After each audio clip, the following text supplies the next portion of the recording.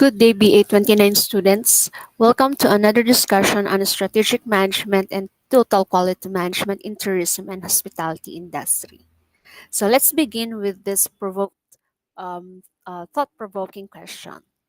So ever wondered why some companies thrive while others struggle to survive? The difference often lies in how well they plan and adapt. Successful companies don't just react to challenges, they anticipate them. Today, we will focus into how organizations set goals, analyze their environment, and make smart decisions to stay ahead. We'll explore what external forces shape success, which includes your SWOT, your PESEL, and even your scenarios, and how internal strengths create an edge, which include the value chain and your RBR or RBV, which is your resource based view. Today, or to stay ahead in the game, businesses must know exactly where they stand and what they're up against. That's where SWOT analysis become a game changer. So think of a successful company. So we have your Apple and your Google, or even your favorite local businesses. They didn't just grow by chance. They mastered the art of assessing their environment strategically. With that, let's define the tool that makes it all possible. So we have here your SWOT analysis. So SWOT stands for strengths, weaknesses, opportunities, and threats. A powerful framework that helps organizations evaluate their competitive position and build strategic plans for success. With SWOT, it looks at internal factors. So ano yung mga internal factors?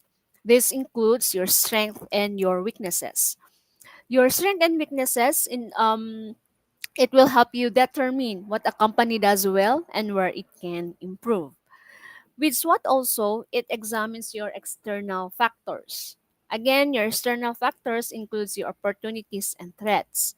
Ito naman is to understand the business environment and anticipate your future challenges. Another is SWOT analysis should be fact-based and data-driven. FACT. Okay? So a SWOT analysis must be realistic and objective, relying on measurable data rather than assumptions or biases. Now, I've mentioned assumption or biases.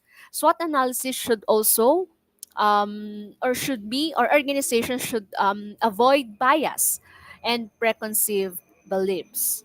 So, companies should focus on real life context rather than overestimating strengths or, ito yung worst, underestimating weaknesses based on perception. So, SWOT also is a guide, not a rigid formula. SWOT analysis provides directions, but that doesn't dictate exact action. It should be continuously updated as market conditions change. Now, what is the purpose of SWOT analysis? So, the purpose of SWOT analysis now helps organizations make informed strategic decisions by identifying strengths to leverage, weaknesses to improve, opportunities to seize, and threats to mitigate. So let us try to look into each of these factor. So first thing is your strength. So when we say strength, this refers to what an organization does exceptionally well and what makes it stands out from the or from the competition or from the other organization or company. Now, these internal advantages contribute to a company's success. What else? Reputation and growth potential. Example of your strength. Okay, so we have strong brand identity. So again, our example a while ago, we have your Apple. So companies like Apple and Nike thrive because of their recognizable and trusted brand. So next, we'll look into the other side of the coin. So we have here your weaknesses or areas where a company needs improvement. So we have here the definition of weaknesses. So just as strengths propel a business forward, weaknesses can hold it back. So weaknesses are internal factors that limit an organization's perform and being competitive. Again, internal factors that limit an organization's performance and competitiveness. They highlight areas where improvement is needed to achieve long term success. Example for weaknesses when lack of financial stability.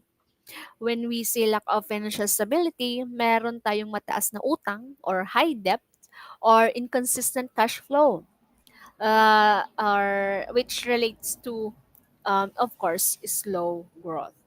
Okay, so that is weaknesses. So next, let us shift our focus to external opportunities that businesses can seize for growth. So opportunities are the favorable external factors that businesses can take advantage of to grow, innovate, and gain a competitive edge. Weaknesses can turn into opportunities if businesses take strategic actions to improve them. So, hindi dahil weaknesses yon hindi na natin siya kayang i-take into um, tawag dito, advantage pwede. Okay, so example, opportunity when pag sa industry ninyo during off or peak promotions and diversified services. So, pag nasa lean season tayo, so resorts may have fewer guests, correct? During off-season or lean season. So, with that kind of weakness, meron dapat tayong nakikitang opportunities. So, ano yung pwede natin gawin? So, we can offer discounts, we can offer special events or unique experiences like wellness retreats and corporate getaways to attract visitors all year round. Okay. So next, let us explore the final part of SWOT, which is your threats. So threats refer to the factors that have the potential to harm an organization. Or these are external forces that can negatively impact a business. Again, example in your respective industry, we have here, or when we are experiencing economic recession. So when we experience economic recession, meaning fewer people travel due to financial constraints. Lalo na if hindi naman yun yung priority because again, mahirap ang economy. So people flew in to countries konti lang. So, to make SWOT practical, businesses must ask the right question. So, this table provides a guiding questions to help organizations identify their strength, addresses weaknesses, seize opportunities, and of course, prepare for potential threats. So, we have identified guide questions for you to assess your organization. So, using the provided data, I have here example. Um, it is an analysis, no, on specific organization. We have here Cebu Pacific. So, if you notice on that data, we identified what are or what with those data, we identified what are their strengths, weaknesses, opportunities, and threats. So we have here strength, of course, strong brand equity, market leader, up until investment in safety training of crew. For weaknesses, we have slow action and customer complaints or poor customer services. We have opportunities, and we have also threat. So in SWOT framework, we've gained insights into its internal strengths and weaknesses, as well as external opportunities and threats. But to understand the bigger picture, we need to go beyond just the company's internal and competitive landscape. So this is where PESEL analysis comes in. So your PESEL is a strategic tool used to analyze the macro environment affecting an industry. So it examines 6 key factors. So the use of the acronym PESEL. So political, Or P stands for political, wherein government policies, regulations, and stability. Ito yung coverage niya. E stands for economic, where market trends, inflation, and economic growth naman ang concern nito. S is for social, wherein customers' behavior, your demographics, and your cultural trends are into consideration. T is for your technological innovations, automation, and your digital transformation is being included here. L is for legal. When we say legal, it includes laws, labor policies, and industry regulations. And of course, E is environmental. We have here sustainability, what else? Climate, and ecological impact. So pag sinabi natin macro, industry siya, and your external environment, which is your vessel. Pag micro, we are talking about your company and your competitive environment, your SWOT. Okay? So, when to use PESEL analysis? Okay? So, PESEL analysis, again, is a useful tool in strategic planning and business analysis and can be used in a various stages of business life cycle. It includes or including when launching a business, facing trouble, or during an analysis of the business. So, yun yung mga times wherein kailangan natin gamitin or gawin yung PESEL analysis. Let's try to discuss them one factor at a time. So we have here your political. Again, when we say political factor, this refers to the government actions and policies that influence industry and economies. So this includes, we have here trade tariffs. So pag sinabi natin trade tariffs, these are taxes on imported goods. We have also conflicts. Of course, alam naman natin what conflict meant or mean. So this talks about wars or political stability affecting travel. Have also taxation. So pag sinabing taxation is on businesses taxes, obviously that impact profitability. And of course, we have fiscal policy. Pag sinabing fiscal policy, it's government spending and tax policies affecting economic condition. So I just would like to share it with you or share an example of how political plays in the or in your industry. So we have here example is your visa restriction and travel policy. So as you all know that there are some countries impose strict visa requirement, okay, which later on can reduce the number of international tourists visiting a destination because of that very tawag dito, stringent requirement, mas kokonti lang yung international tourists ninyo. For economic naman, your economic factors directly impact a company's growth, pricing, and market demand. So this includes inflation rate. Meaning, pag sinabing inflation rate, it affects cost and your purchasing power. You have also your disposable income, wherein it determines consumer spending habits. Your unemployment rate impacts job availability and spending capacity. Of course, kung wala kang trabaho, you cannot, tawag dito, there is an issue on spending. We have also interest rates, wherein affects borrowing and investment decisions. Foreign exchange rate influences international trade and travel costs. We have also economic growth patterns where it indicates overall market stability and expansion. And just like our first factor, I'll share it with you an example along economic in your respective industry. So again, when we have or when we are experiencing recession, it reduces travel spending. So during economic downturns, people cut back on leisure travel leading to, alam na natin kung saan. Okay? Walang masyadong tourist. Next, we have social factors in PESEL. So social factors relate to culture, demographics, and lifestyle choices that influence consumer behavior and industry trends. Again, it includes religion and ethics.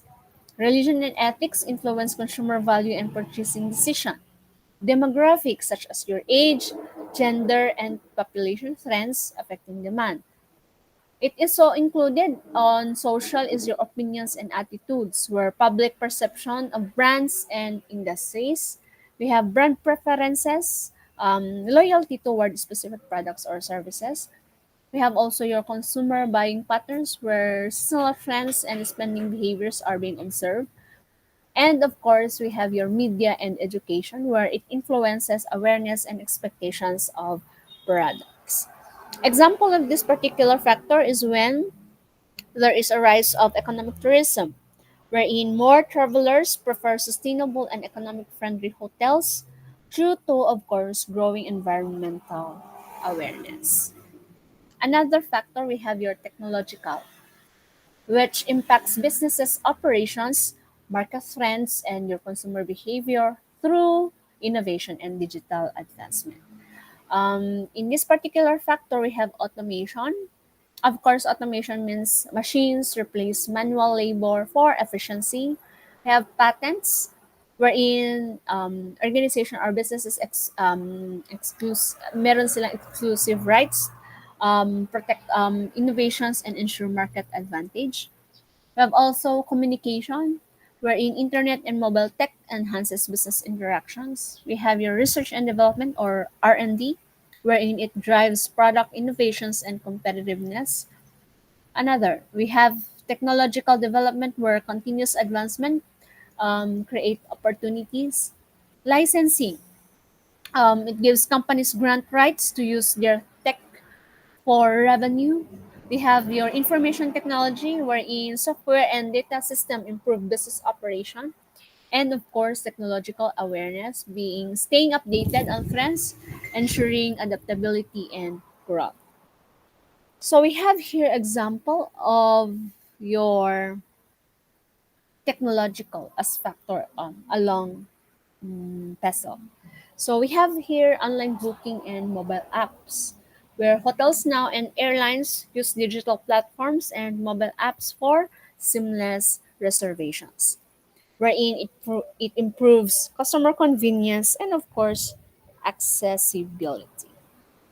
Another factor we have legal, where it influences business operations, policies, and compliance requirements through laws and regulations. So your employment law regulate wages, your working conditions, and labor rights. Another, we have your consumer protection, wherein it ensures fair practices and product safety. For industry-specific regulations, rules tailored to different sector, like in your respective industry, your aviation, and of course, hospitality. What else? Along legal, we have your regulatory bodies, your government agencies overseeing compliance and enforcement along in your industry, and of course, environmental regulations. There are laws on sustainability, waste management, and of course, population or pollution control. So we have your example for legal, wherein yung observance of health and safety regulation. So hotels must comply with sanitation and fire safety laws and many other or similar tawag dito, compliance in order for you to ensure guest safety and avoid legal penalties later on. We have also your environmental. So to complete your peso. So environmental factors impact business sustainability, operations, and consumer preferences. Again, we have included here your climate. Winning, pag sinabing climate, it includes weather patterns that affects business activities. Along environmental, we have geographical locations wherein accessibility and natural resources in a region yung concern dito. Meron din tayong stake holders and consumer values. So demand for, of course, eco-friendly and sustainable practices. After that, your environmental offsets, wherein it measures taken to reduce ecological impact. Another is weather. Our seasonal changes influencing industry demand. And of course, last is your global climate change. where long-term environmental shifts affecting businesses. So, example, of course, when we experience extreme weather, meaning hurricanes or heavy rains can lead to flight cancellations, and with that activity, there is a chance of lower tourist arrivals, impacting revenue for airlines and even accommodations. So that is your PESEL analysis. So I have here example of how PESEL analysis works in a hotel industry. So please do check them and note, okay, how this organization able to come up with this kind of analysis. So while PESEL helps identify current external influences, your scenario analysis goes deeper, no, by exploring how different future events might impact a business or, of course, industry. So it combines now insights from your economics, psychology, sociology, demographics, and political to predict possible outcomes and prepare for uncertainty. Now, let us first define what scenario analysis is. So, scenario analysis is, of course, a strategic forecasting tool that explores possible future outcomes based on yung na-mention ko kaninang discipline or factor. We have economic, social, political, and even your technological trends. So in scenario analysis, it uses multiple discipline. Again, na-mention naman na natin yan kanina. Also, it analyzes future uncertainties para, of course, we are prepared for our businesses. And of course, it involves expert decisions to predict industry shifts. Now, ang purpose or goal ng scenario analysis is, of course, to help businesses anticipate risk, seize opportunities, and make better decisions under uncertainty.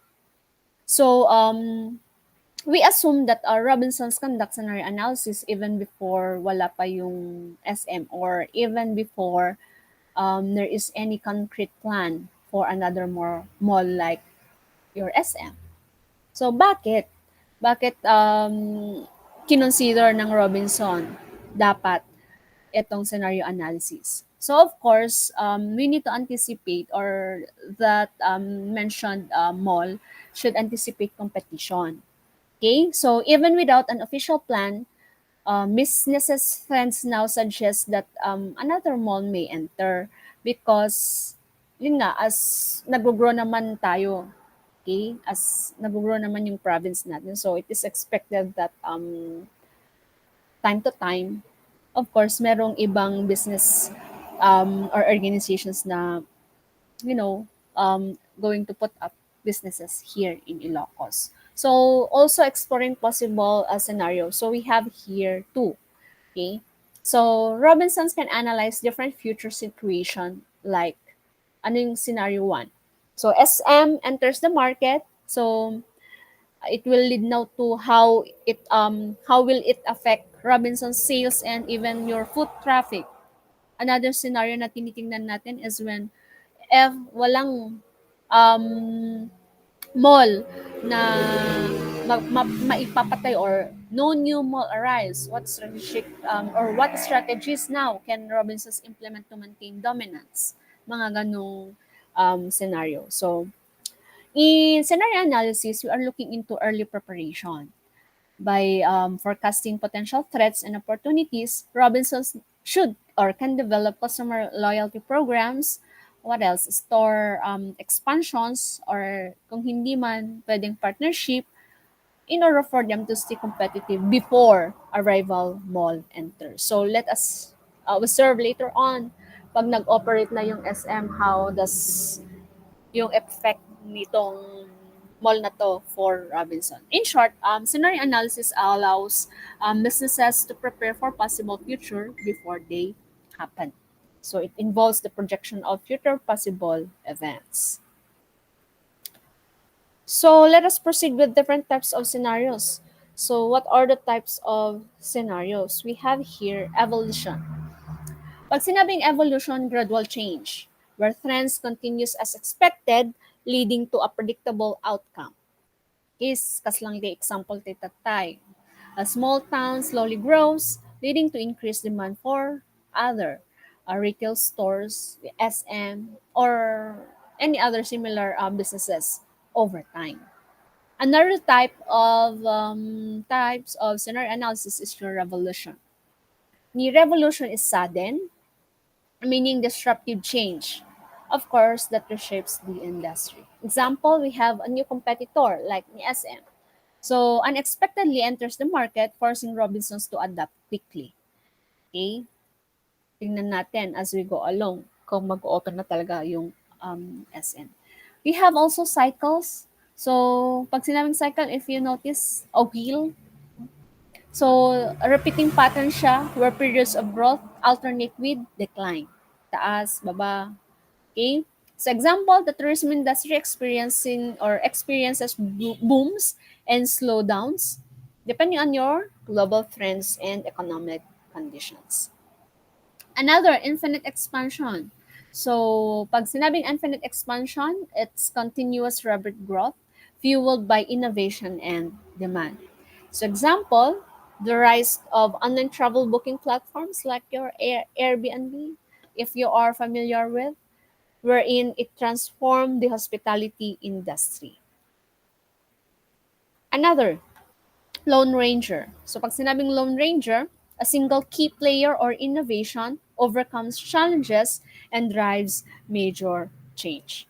Example, a local entrepreneur revolutionizes tourism in a province by introducing eco-resort and sustainable travel option. Actually, ito yung trending ngayon, no? Eco-resort. And yung mga may sustainable programs na yan. We have also My Generation. So, pag sinabing My Generation, cultural naman yan and demographic shifts. Making it change in your consumer behavior. Example is when younger travelers prioritize experiential travel and eco-friendly accommodation, forcing hotels to adapt. Since yun yung gusto ng mga consumer, yung target market nila, obviously, they will need to adapt. Okay? Para maging competitive pa din sila. So after understanding the types of scenario, it is now essential for us to explore how organizations now develop and analyze scenario effectively. So this leads us to the scenario analysis process, which again provides a structured approach to preparing for future uncertainty. So as you can see in this particular illustration or diagram, we have here the scenario analysis process, which includes 5 key steps. So we have here, first is, of course, we need to define problem. How do we define problem? Obviously, that we need to identify the key issue or decisions that needs to be analyzed. Another is, of course, step 2 is to gather data. When we say gathering data, we need to collect relevant information, trends, and external factors that could impact future outcome. Separating uncertainty from uncertainty is the third stage or level or step, which it distinguishes between known facts and variables that could change. Fourth, we have developing scenario wherein we create different possible futures based on varying conditions and assumption. And last, using scenarios in planning, wherein we apply these scenarios to make informed strategic decisions and later on improve risk management. So that is the scenario analysis process. Let us dig deeper, no, by looking into this analysis stages one at a time. So again, define the future or define the issue is the first stage.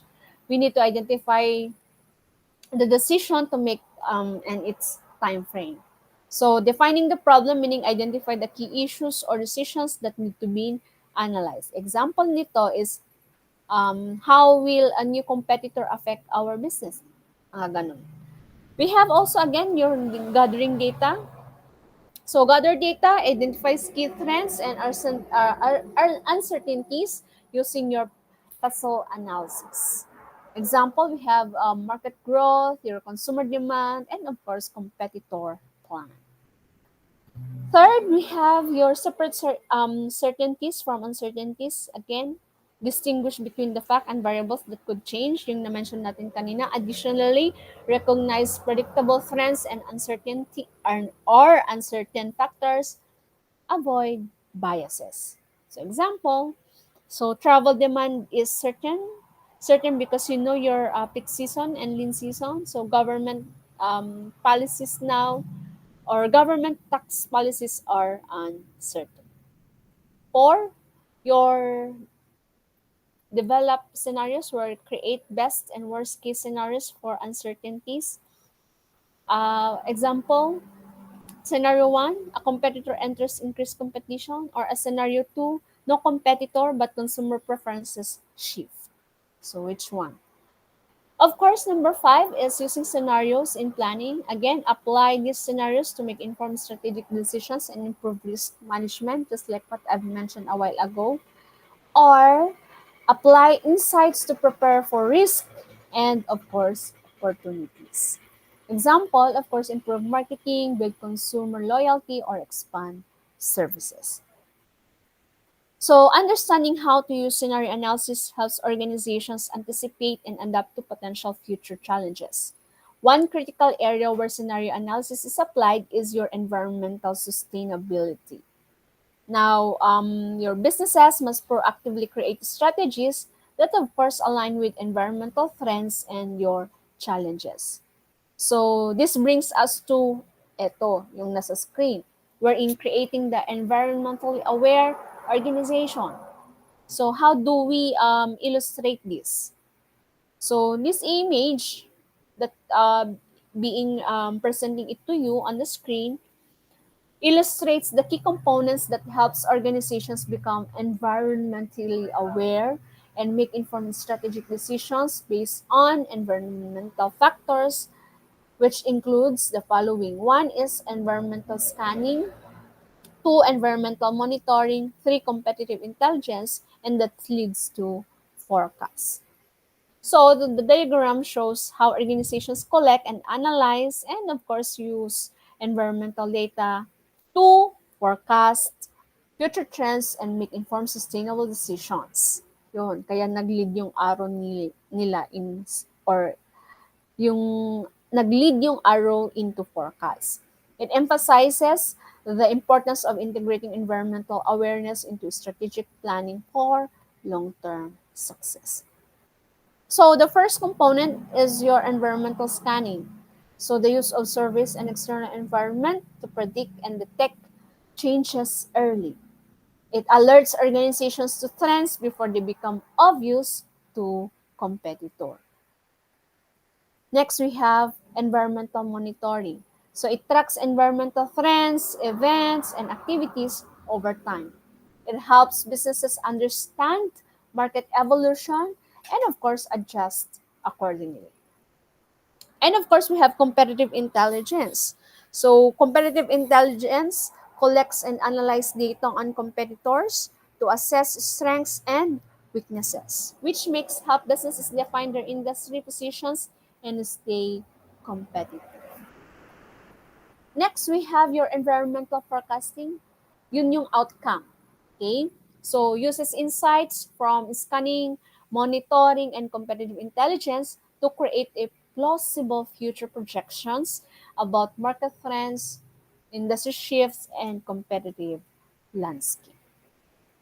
So moving on the general environment, which consists on or of external factors that can significantly influence a first or a firm's strategic decisions and long-term success. We have here the factors or these factors are beyond a company's control, but of course must be analyzed to adapt and stay competitive. So here are the different segments in your general environment. We have demographic, social-cultural, political, or legal. We have technological, economic, and global. Again, hindi to nagkakalayo sa mga discussions natin from the past slide. So first, demographic segment.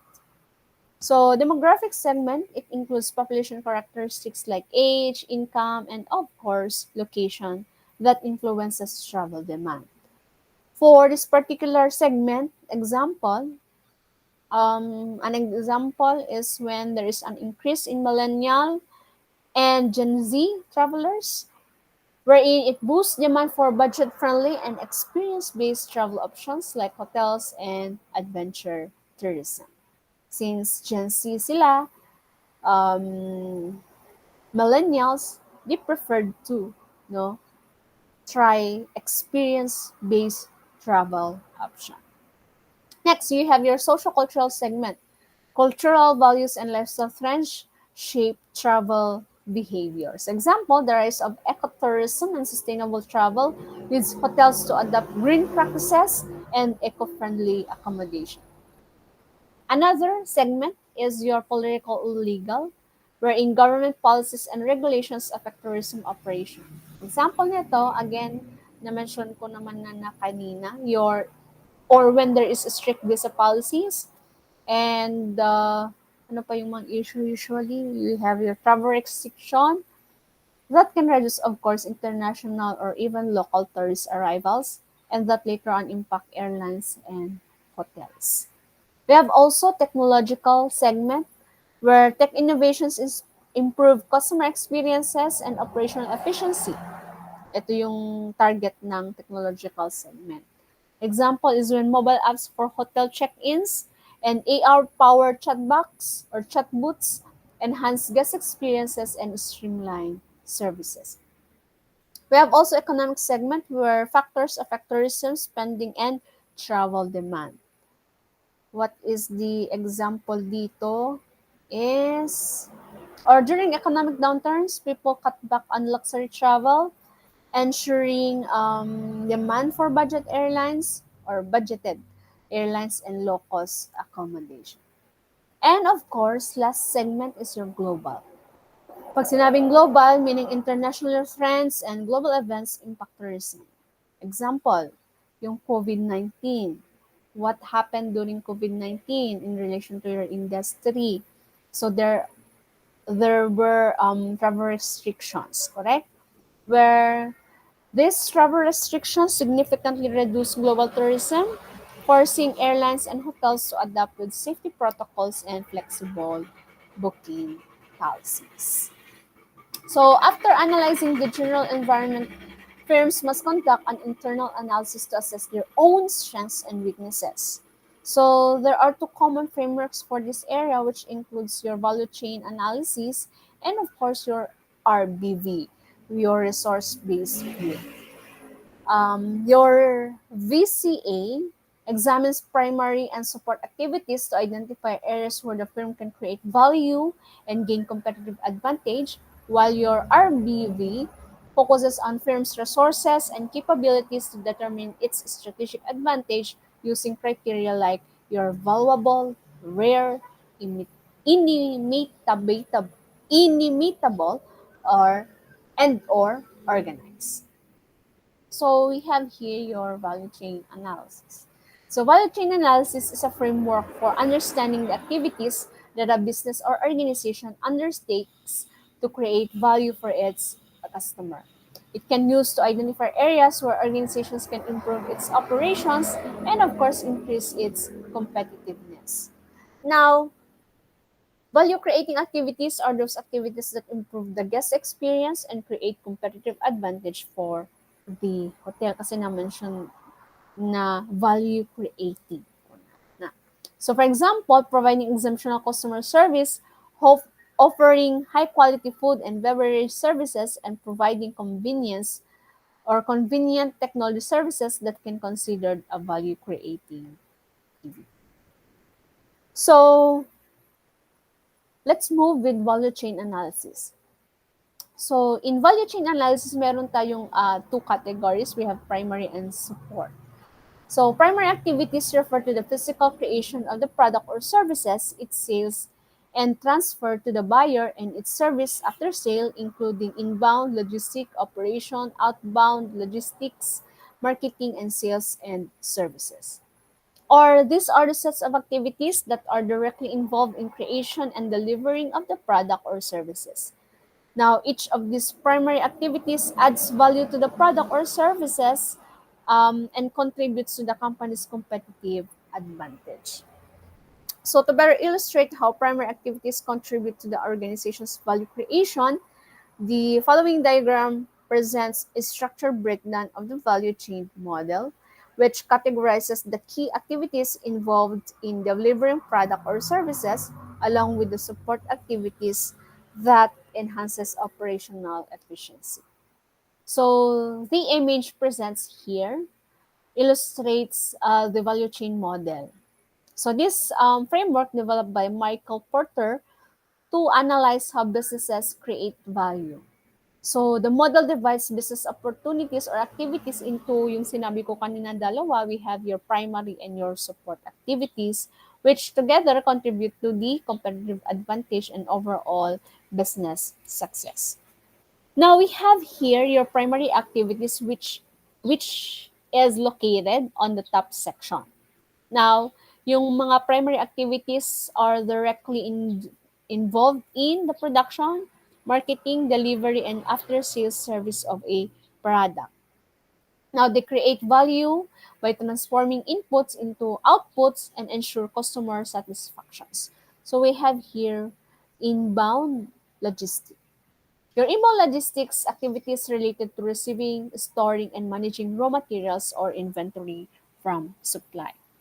We have operations, the processes that transform raw materials into finished products or services. We have also outbound logistics, the distribution of finished products to customers through various channels. We have also marketing and sales activities aimed at promoting and selling products or services, including advertising, pricing, and even your sales strategies. And of course, your service. These are post-sale reports such as or support such as customer service repairs, services, and maintenance to ensure customer satisfaction and loyalty. Sa baba, right after yung primary activities, meron tayong support activities located at the bottom section of this illustration. Now, from the word support, it does not directly produce goods or services, but it enhances the efficiency and effectiveness of primary activities, which includes general administration, where it focuses on organizational infra. Infra means infrastructure, leadership, and strategic management and ensures smooth operation. We have also human resource management. This is our expertise. This is where our field. So we are doing recruitment, training, development, and employee engagement to maintain a skilled workforce. For IT naman, diyan papasok yung research, innovation, and IT systems that improve processes, enhance products, and provide a competitive edge. And of course, procurement. Procurement is the process of sourcing raw materials, equipments, and other necessary inputs at optimal. Since na-mention ko naman na what are the primary and the secondary, try lang natin siyang i-discuss one by one briefly. So inbound logistics as part of your primary activities in value chain is primarily associated with receiving, storing, and distributing inputs essential for production.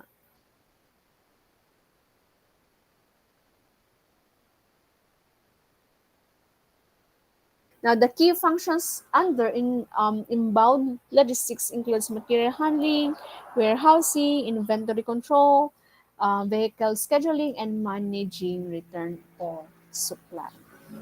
For operation, as shown in the value chain model a while ago, it encompasses all activities involved in transforming materials or inputs into a finished product or service. This phase is crucial as it directly affects product quality, efficiency, and of course, overall business performance. In this particular activity, primary activity, um, yung key activities ng operation include machining, packaging, assembly testing, printing, and of course, facility operation.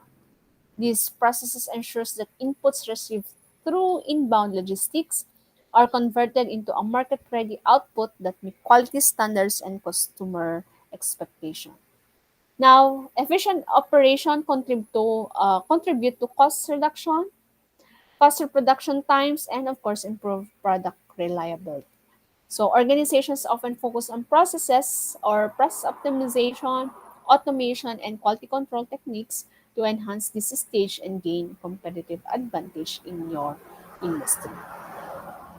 Outbound logistics naman are illustrated in the value chain model involves all activities related to collecting, storing, and distributing the final product or services to customer. It ensures that finished goods reach the right buyer efficiently and on time, contributing to the customer satisfaction and business success.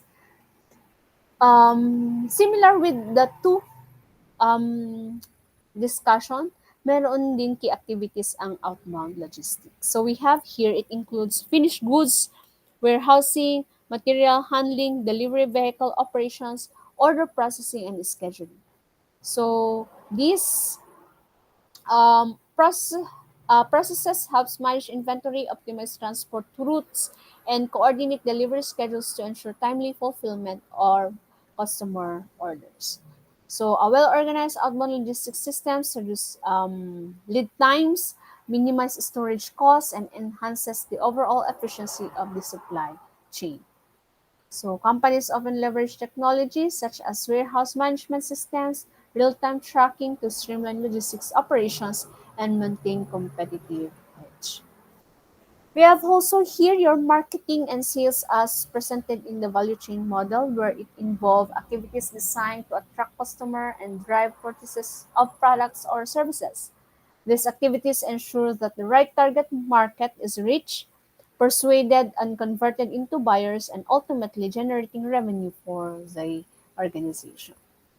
So, under primary activity, particularly word marketing and sales activities, of course, it includes marketing and sales, include advertising, promotion, and of course, sales force management, coding, channel selection, channel reaction, and pricing strategies.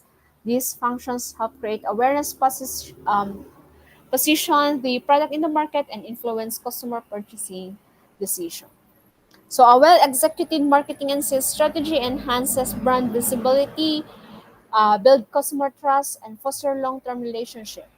And that companies invest in digital marketing, customer relations management, and data analytics to refine their marketing approach and improve sales performances. And of course, your service to complete the primary function. As a primary activity in the value chain focuses on maintaining and enhancing value or product value after purchase. It includes installation, repair, training, part supply, and support adjustment.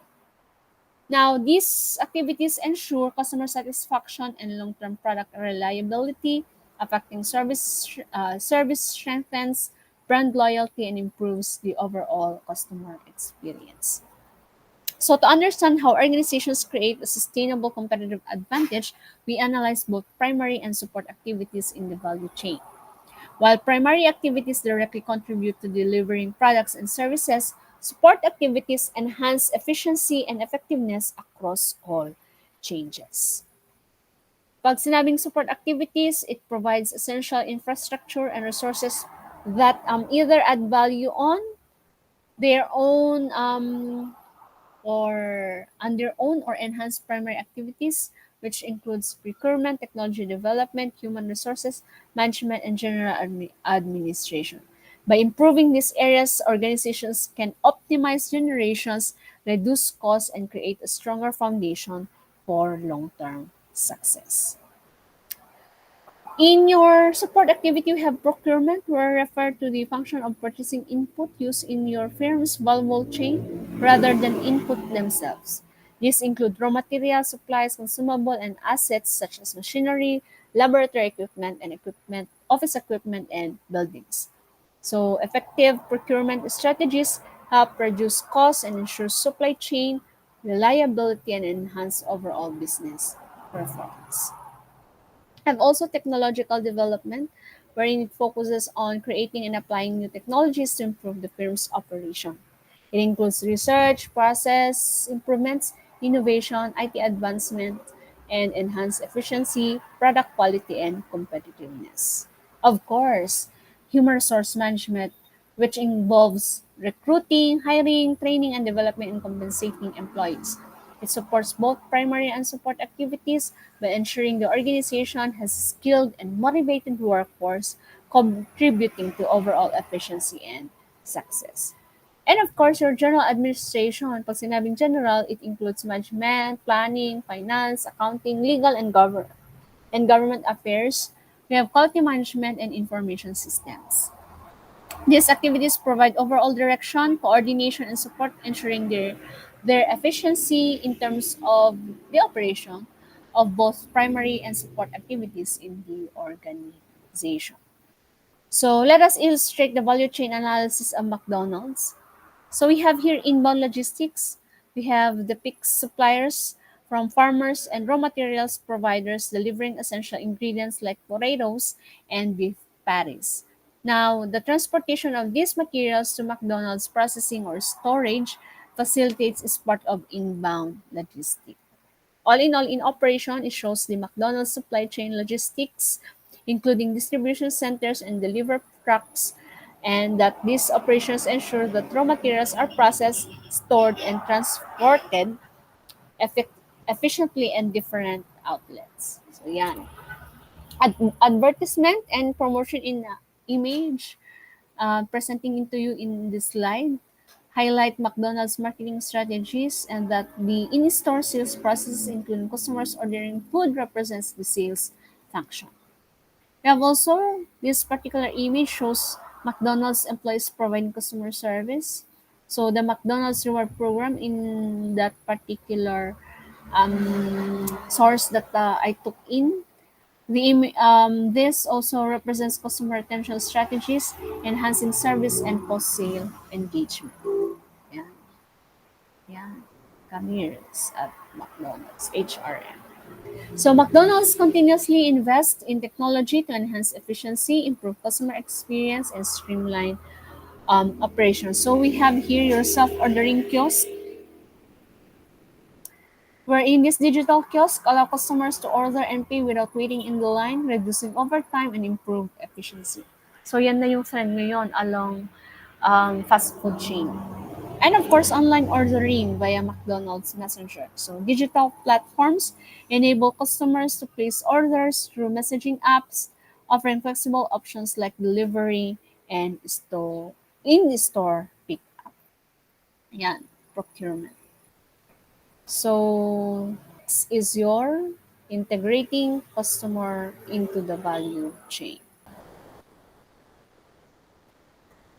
So, this slide highlights integrating customers into the value chain, focusing two key concepts. So, we have here your or prosumer. So, it is a term that combines the word producer and consumer. So, it refers to a person who not only consumes products or services, but also produces or creates them.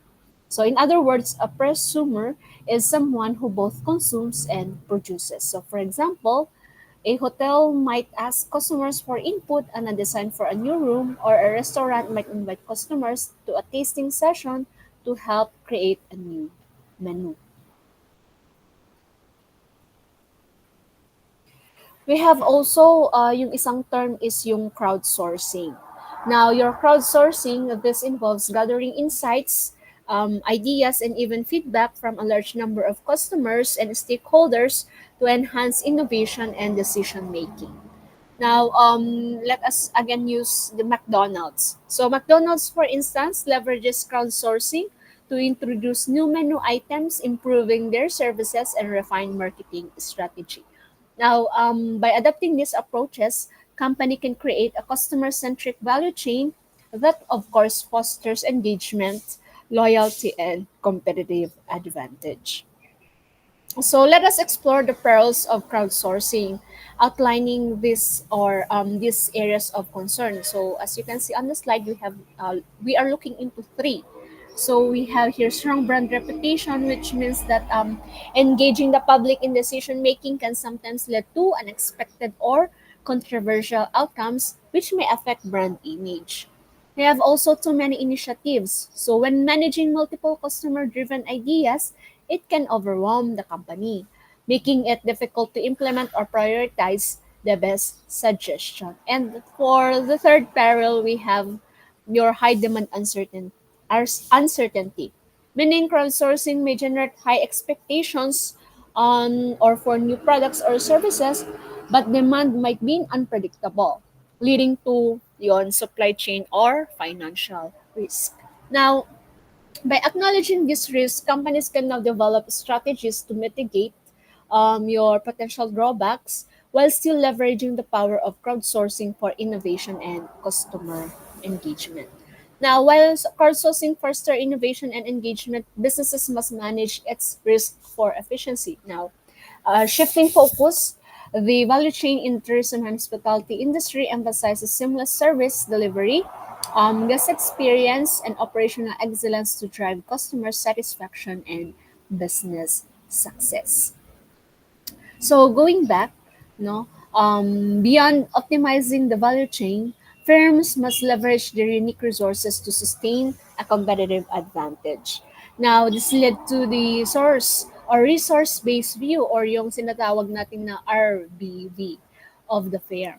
So, which focuses on internal strengths that drive long-term success. Now, your RBV suggests that a firm's competitive edge comes from valuable, we have rare, costly to imitate, and non-substitutable resources.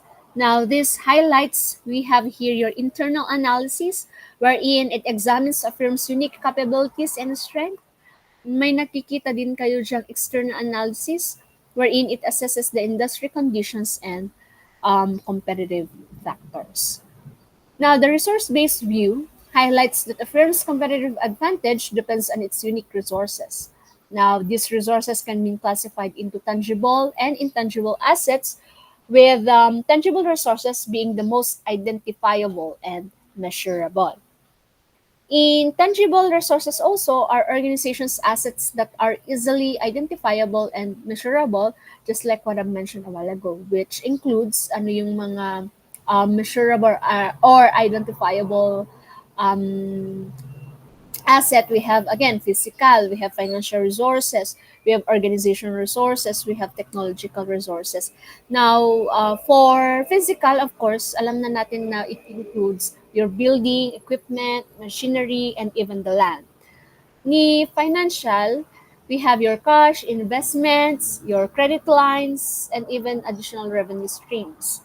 For organizational resources, we have your structure, your formal reporting system, and of course, your operational processes. And of course, technological resources, we have patents, trademarks, your IT systems, and research facility.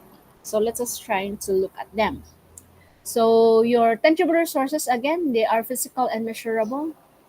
Along financial, ito yung mga categories. Okay, so we have financial, we have your cash borrowing capability and investment potential, your physical facilities, machinery, and manufacturing location. Additionally to what I've mentioned earlier, technology, we have your patents, your trade secrets, production innovation, your organizational, we have your strategic planning, evaluation, and your control system. For your intangible naman, these are resources that are non-physical assets that are difficult to measure, but of course play a crucial role in a firm's success. Along intangible resources, these are often embedded in the organizational culture, ano the culture the organization nyo, what are their routines, and even their practices. Again, na-mention natin kanina, non-physical asset. That, of course, contributes to the firm's competitive advantage. Now, unlike tangible assets, they are difficult to measure but essential for long-term success.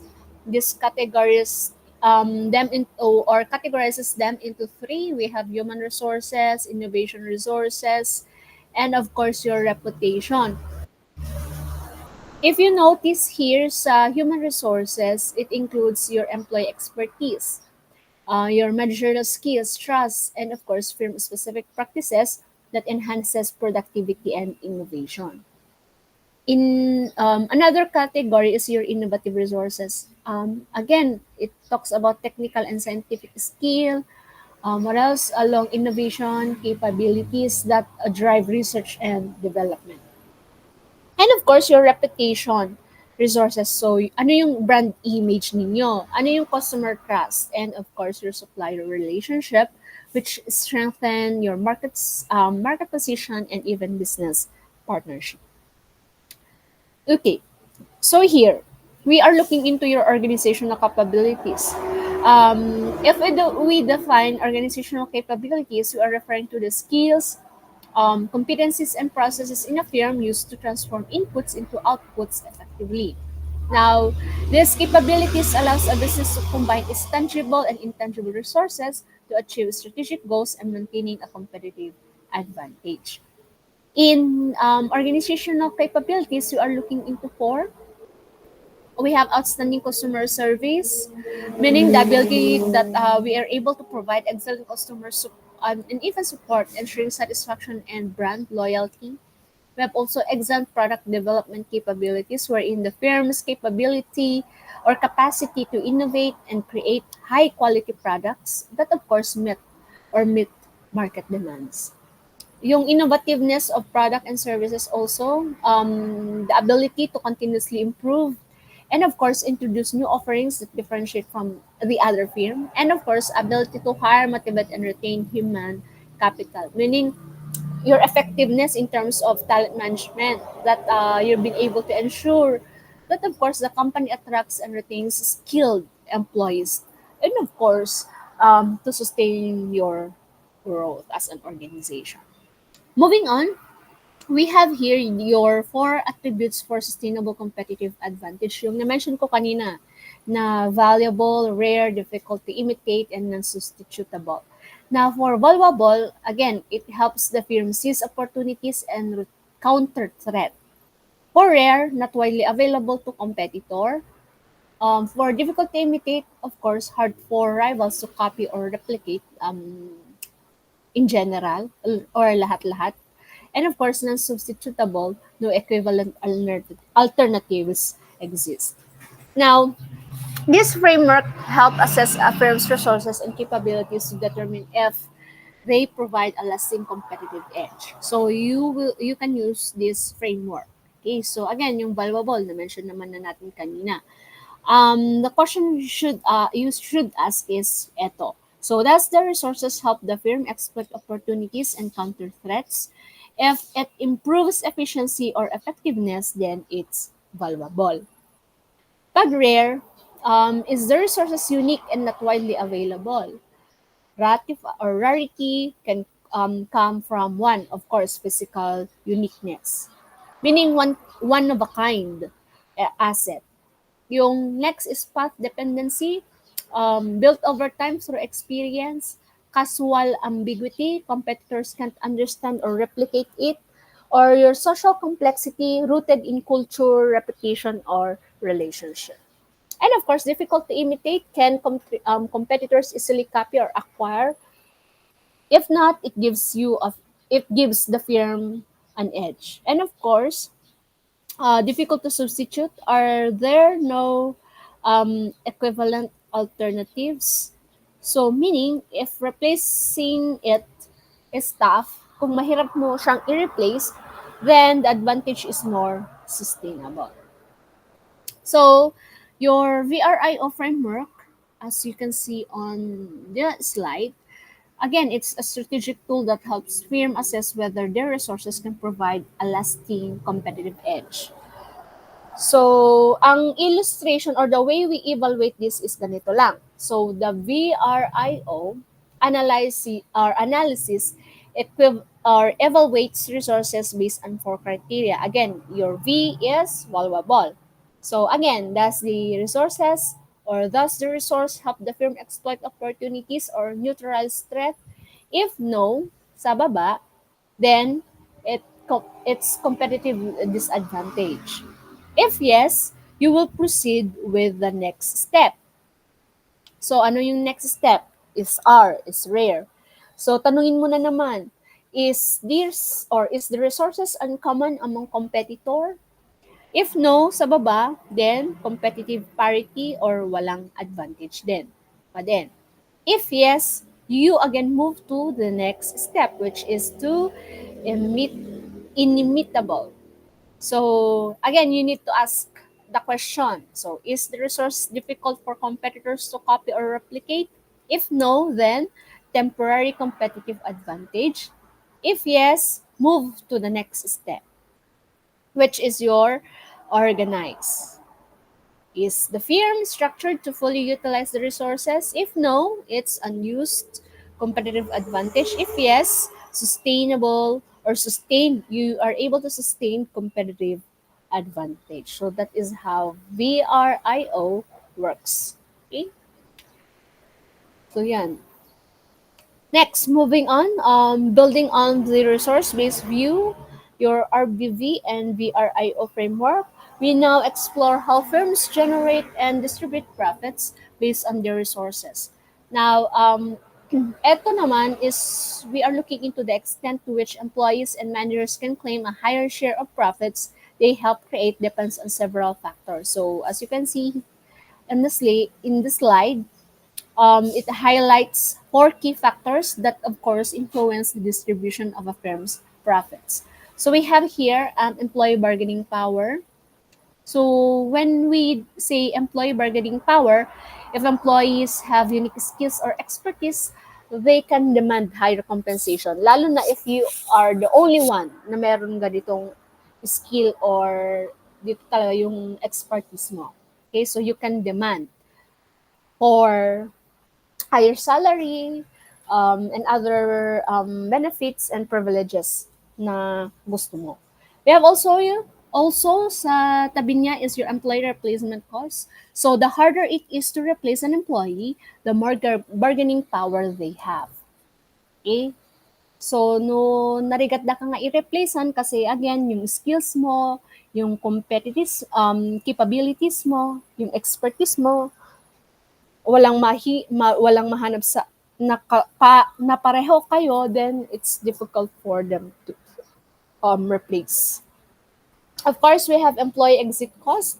So if leaving the firm is costly, ano yung mga reason wherein um, nag-leave ang isang tao? So because of due to contractual obligations, or and other similar or related to, employees may have limited leverage in negotiation.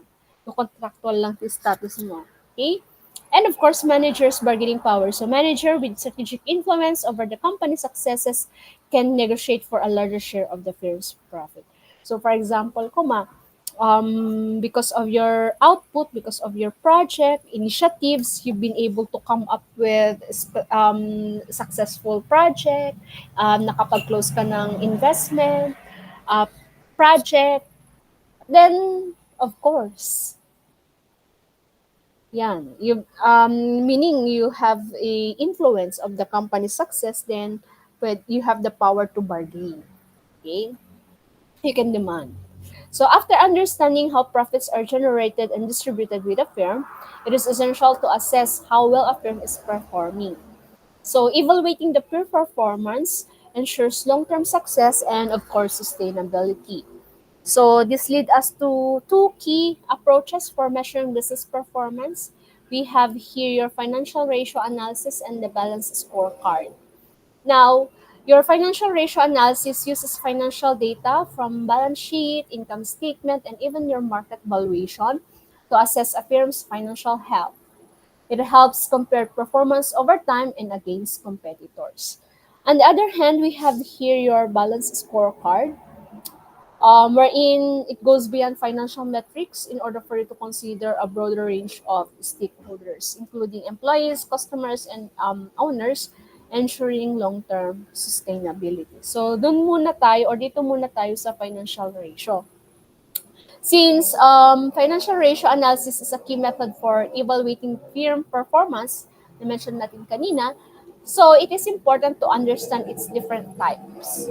So we have here financial ratio, provides insight into a company's liquidity, solvency, efficiency, profitability, and market value, helping stakeholders make informed decision. Kasi pag alam nila how their business health, alam nila kung ano yung magiging step or course of action nila later on. So we have here a specific purpose of each. So we have here short-term solvency or your liquidity ratio. Now, it measures a company's ability to meet short-term obligations such as your current ratio, quick ratio, and even your cash ratio. Long-term naman is your financial leverage ratio. So, it assesses financial stability and even debt management. So, yung long-term solvency, it's debt equity ratio times interest earned. Three, we have assessed or asset management or your turnover ratios. Dito, we evaluate how efficiently a firm utilizes assets such as your inventory turnover, we have receivable turnover, and so on and so forth. And of course, we have profitability ratio wherein it measures how well a company generates profit from the word profitability, meaning yung profit margin, yung ROI mo, and of course, or return on asset, return on equity, along profitability. And we have market value ratios. We have here an assesses or it assesses the firm's valuation in the stock market like price to earnings ratio or market to book ratio. While financial ratio analysis provide valuable insights into a firm's financial health, its effectiveness depends on how the data is being interpreted. So, to make meaningful assessment, businesses must consider again another key comparison and benchmarks when analyzing your financial ratio. So, we have actually here, if I'm not mistaken, three. So, first is historical comparison. So, when we say historical comparison, from the word historical, it tracks a company's performance over time to identify trends, evaluate your strategy, and spot growth opportunity. So, example, when a hotel chain compares its occupancy rates or your revenue per available room, and profit markets or margins over the past 5 years to identify seasonal trends and assesses the impact of past marketing strategy. Yun yung ginagawa nila on historical. Next is comparison with industry norm. So, dito na pumapasok yung benchmarks. Okay, so benchmarks, financial metrics against industry standards in order for you to assess if your organization or hotel or company is competitive or it assesses the competitiveness and highlight strengths or even your weaknesses. So example, a resort benchmarks its average daily rate and customer satisfaction scores against industry standard to see if its pricing and service quality aligns with competitors in the hospitality sector. And last, we have your comparison with key competitors. So here it analyzes financial and competitive positions relative to direct rivals, helping firms refine strategies in areas like pricing, marketing, and product development. Example, when a travel agency analyzes its booking volume, customer retention rate, and online reviews against its top competitors to determine areas for improvement in services and in promotion. All right. So while financial ratio analysis help assess a firm's financial health, a more comprehensive approach is needed to evaluate performance. This leads us to your balance scorecard. Now, your balance scorecard, when considers multiple perspective beyond just financial metrics. Yun yung balance scorecard.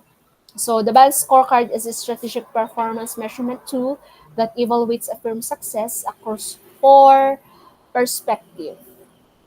We have customer perspective, internal processes, your innovation and learning perspective, and financial perspective. Yan. So for customer perspective, it measures customer satisfaction and retention. For internal business perspective, it assesses efficiency in processes and decision making. In or along innovation and learning perspective, it tracks adaptability, improvements, and innovation, and of course, financial perspective when we evaluate profitability and strategy execution. So here, this particular slide applies the balance scorecard framework to Tim Hortons, if you are familiar with. So they evaluate its performance areas across four key perspectives. So we have customer perspective, meaning they focus on customer satisfaction, loyalty, and feedback to enhance their service quality. Along financial perspective, it assesses the financial health through balance sheet, what else? Balance sheet, income statement, sales net profit, and of course, shareholders' value to ensure, of course, profitability. Sa baba, we have your internal business perspective. They examine businesses' operation, brand equity, and efficiency in delivering products and services, and of course, innovation and learning, wherein they highlight product development and employee training to foster continuous improvement and adaptability. So at the center, we have your mission and vision that connects all perspective. If you notice those arrows there, ensuring the alignment with the company's strategic goals, and that this approach helps Tim Hortons drive growth, maintain a strong brand, and improve overall performance, as being seen no, in this balance scorecard. What else? Is also, ano na to, per factor na to. So we have here your innovation and learning perspective, ito, internal business perspective, may mga KPIs dyan, wherein it includes product quality, delivery times, manufacturing efficiency, and marketing return of investment. Ito is your customer perspective. It focuses on the KPIs or key performance indicator, include customer satisfaction scores, customer retention rates, and net promoter score. And of course, your financial perspective. We have here your net profit as a measure, targets yung net profit nila, action to be taken in order for them to target or achieve yung targets nila is to yan, advertising, sales, promotion, customer service, product development, new distribution, and the result is to achieve the sales target by 12%. All right. So a firm's true competitive edge often lies in its intellectual asset. Beyond financial and operational success, businesses must recognize the value of human capital, their social capital, and technology in driving long-term and growth innovation. Now, this slide highlights the importance of managing knowledge professionals in a dynamic job market. So, according to these statistics, we have here February 2022 labor force survey.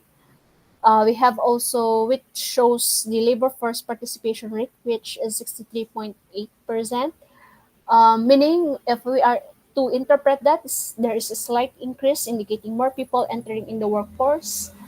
For employment rate, it gives us this percentage, 93.6%, meaning stable, showing economic recovery. Pero there is a 14.0% underemployment rate, meaning many workers still seek better opportunities.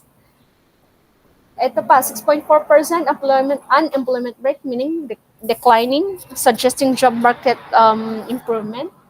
So what I am trying to say is that while employment is recovering, leveraging human capital and knowledge management based on the statistics is essential for creating quality jobs and driving economic growth. Bakit ko na-mention yan? Because of this slide. So, again, kasi knowledge economy. Okay? So, this slide defines the knowledge economy. where wealth is generated through knowledge workers rather than traditional physical and financial assets. Now, companies in this economy focuses on intellectual capital, innovation, and expertise to create value. So we have examples of companies in the knowledge economy, including IHG, Marriott, um, in this specific or in your specific industry. So then, what is intellectual capital? So intellectual capital is a difference between a company's market value and its book value. It includes intangible assets such as reputation, employee skills and loyalty, your customer relationships, brand equity, company culture, and even value. To come up with, we have here the formula for intellectual capital, meaning intellectual capital is equal to market value of firm minus book value of the firm.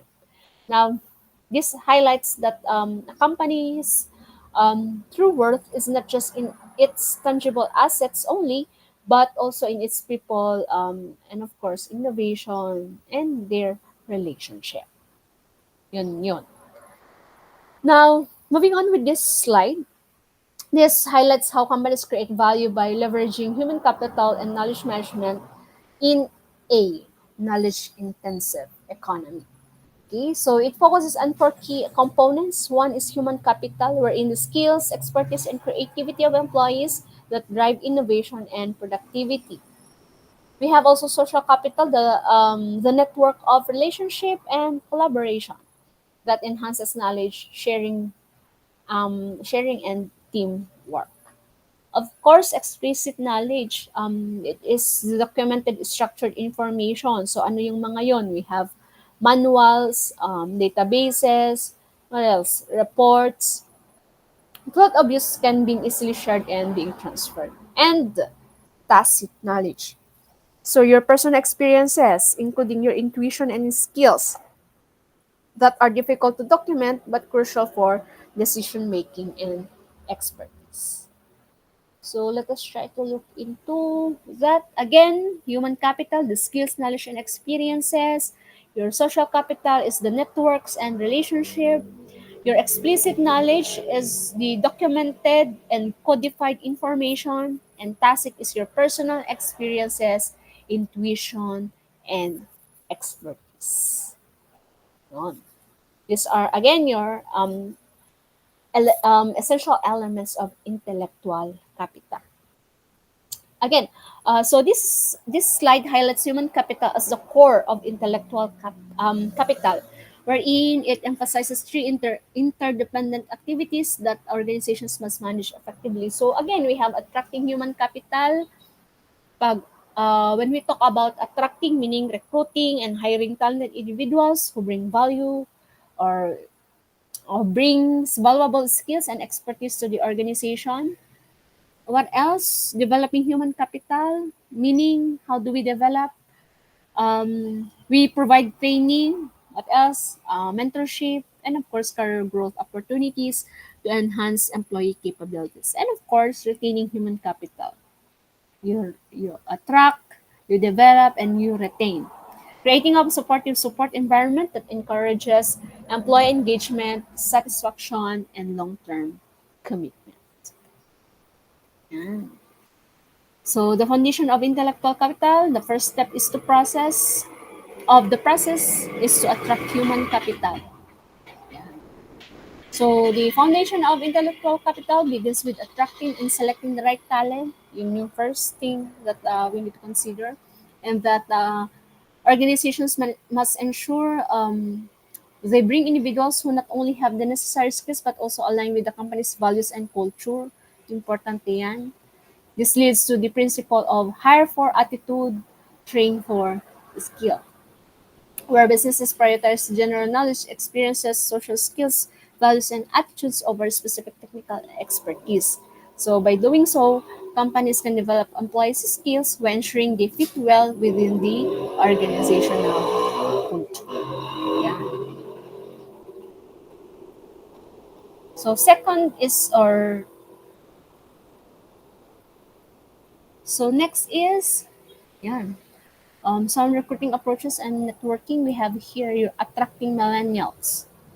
So companies that take hiring seriously must also take recruiting seriously. So the number of jobs that successfully knowledge intensive companies must fill is astonishing.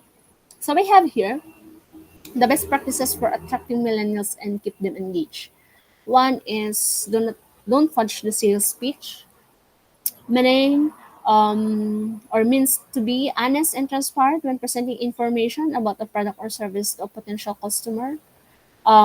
It means not exaggerating or distorting the fact or making false promises. Let them have a life, millennials, even Gen Z. No time clocks. Give them responsibility, give them feedback, more feedback, and giving back matters. So how do we develop human capital? Na-mention ko naman na kanina that we need to train, we need to encourage, we need to mentor, and we need to evaluate. And of course, retain. Okay? So when employees identify with the organization's mission and values, they are more likely to feel connected to the company and its goal. And how do we enhance human capital? Of course, by redefining jobs and managing diversity. So defining jobs meaning they are redefining jobs for all their experts and transferring some of their tasks to a lower skilled people inside or outside their companies, as well as outsourcing work that requires less scarce skills and is not strategically important. Managing diversity. How do we manage diversity? And these are the areas of management of diverse workforce that can improve an organization's effectiveness and competitive advantage. We have cost argument, resource acquisition, marketing argument, creative argument, problem solving, and organizational flexibility. F cost meaning refers to the idea that managing a diverse workforce can both cost and benefits of a or for a company. Ito naman is the resource acquisition argument is a business strategy that suggests that managing a diverse workforce help companies acquire valuable resources they might not otherwise have access to. Specifically, by hiring employees from different backgrounds, companies can tap into a wider ranges of skills, knowledge, and even expertise and build a more diverse network of business partners and stakeholders. So, by hiring employees with diverse backgrounds and cultural knowledge, companies can better understand and appeal to customers in different countries and regions and tailor their marketing efforts to specific cultural nuances and preferences. So, by breaking away from traditional norms and encouraging new ideas, companies now can foster a culture of innovation and creativity. So, with problem-solving argument naman, this means that having a diverse group of people with different perspective and experiences in decision-making and problem-solving groups is beneficial. Meaning, this is because it allows a wider range of ideas and thorough analysis, leading to, of course, better decisions and more innovative solutions kasi hindi lang isa yung nagde-decide, hindi lang isa yung um, nag-iisip. So, meron tayong tinatawag dyan na homogeneous groups. Okay? Yung homogeneous groups kasi can limit creativity, correct, and lead to um, group kink. Next is your organizational flexible argument. This statement says that when a company has a lot of different people working together, it can be more flexible and able to change quickly. This is because everyone has different ideas and can think of new ways to do things. When a company can change quickly, it can be better, no, than other companies. This means that it can make more tawag ito, strategy, can make more money, and of course do better in business. So what is then the vital role of social capital? Of course, the successful firms are well aware that attraction, Development and retention of talent is necessary but not sufficient condition for creating a competitive advantage. Again, in the knowledge economy, it's not the stock of human capital that is important, but the extent to which it is combined and leveraged. So, how social capital helps attract and retain talent means, or in this statement, means that social connection and networks, which are known as social capital, can help companies to attract and keep talented employees. So, when a company has a good reputation and positive relationship with its employees, customers, and the community, it can make it more attractive to people who want to work there or in your organization. So this can help the company to hire the best people and, of course, keep them for a long period of time.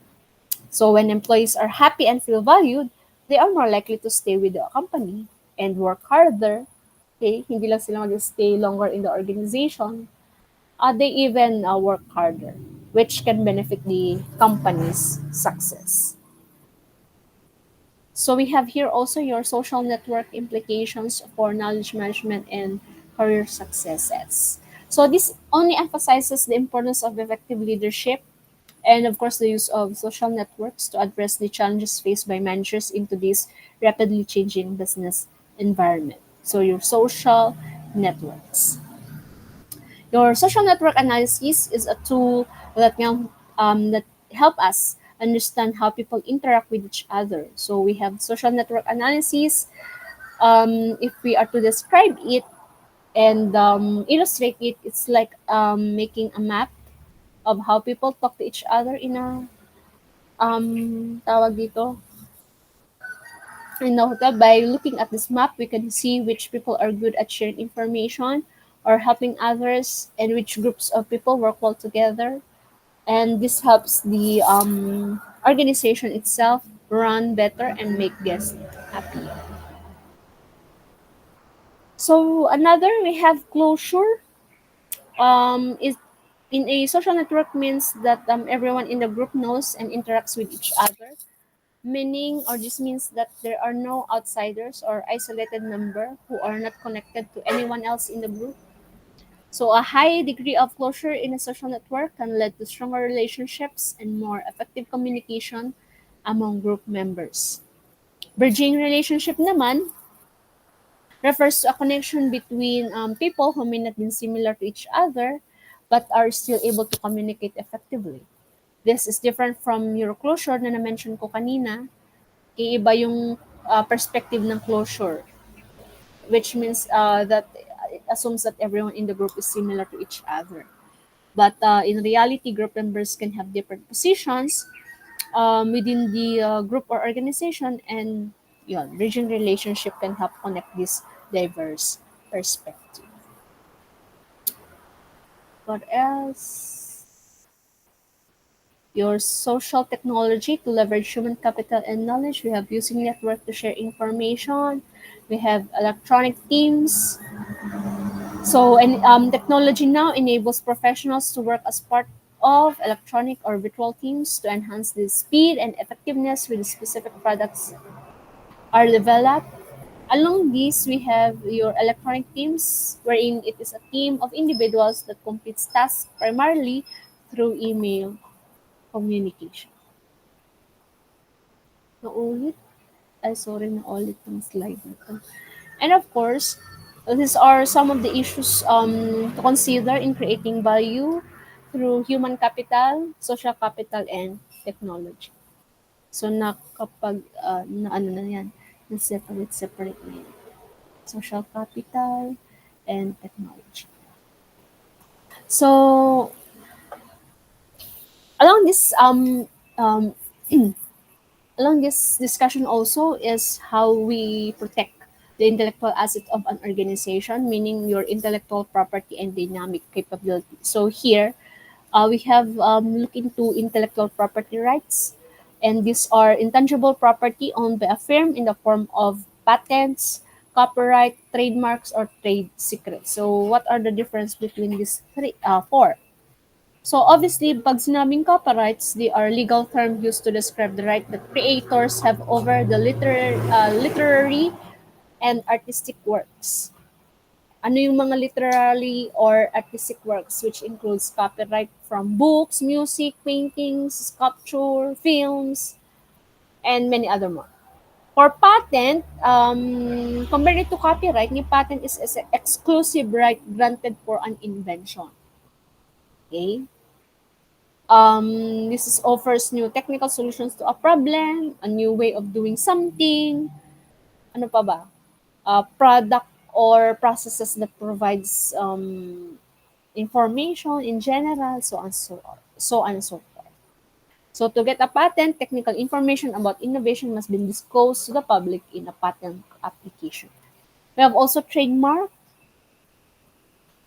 It is your recognizable sign, phrase, or symbol that denotes a product or services and legally differentiate it from all other kinds.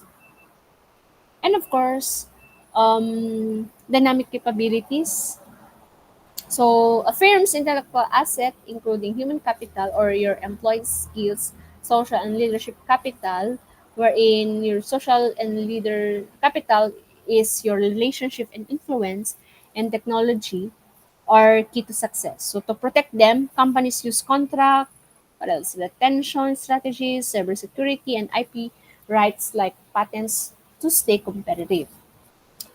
If an organization or firm stay competitive, firm must continuously adapt by investing employee growth, strengthening leadership, and upgrading technology. Now, the bottom line is that you need to identify what makes your company valuable. If you're able to identify that, then what you will do next is to safeguard it and keep evolving para um, hindi ka handa ka nga ma tawag dito, ma-surpass, okay, iti competitor mo or to maintain your yun, competitive edge. So I think that's our discussion for organizational analysis part 2. So I hope that you've been able to learn something from this discussion, and thank you for your time and thank you for listening. Have a great day, guys.